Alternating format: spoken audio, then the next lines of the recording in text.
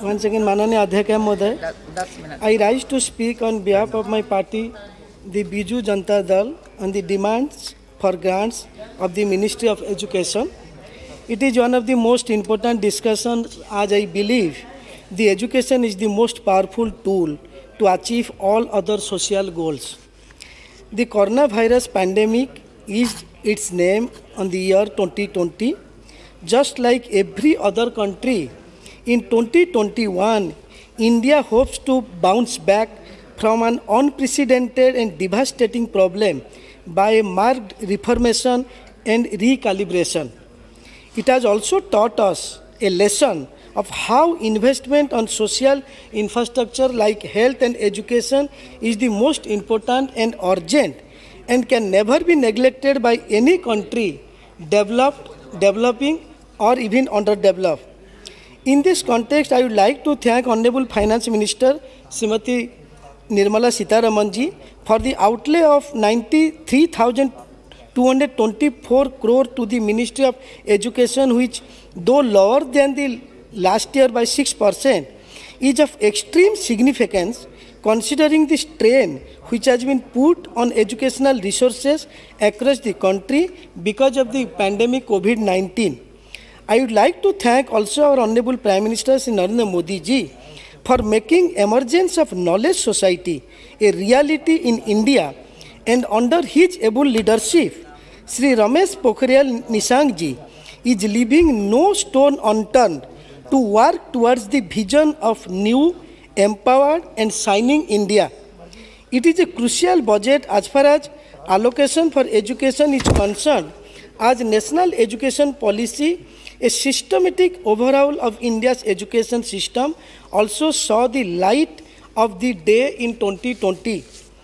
We welcome the following allocations for education: strengthening 15,000 schools, setting of 100 new Sainik schools, setting of a central university in Leh, setting of 750 Ekalavya model schools, and that too raising the cost of unit from 20 crores to 38 crores, revamping post-matric scholarship scheme for the welfare of 4 crores scheduled caste, and also launching a national apprentice training scheme by allocating 3,000 crore on it to provide post-educational apprentice training to engineering graduates and diploma holders. And particularly, we will definitely mention here encouragement and support to the private players in education to keep up the diversity. The case in example is Institute of Eminence scheme, where 10 private university and institute along with 10 government university institute have been covered. It is an era of responsible private sector institutions that each burden of governments and provide best quality and access. However, as I am in the education line for the last 30 years, I can tell you that the work required at the grassroots has increased manyfold because of the far-reaching effects of COVID-19, as millions of students from various strata of society have been affected. The budget fails to address important issues, especially those of reintegration of students into the educational framework, training teachers in new methods and online modes of teaching, or encouraging young ones from economically backward families to attend schools through nutritional programs.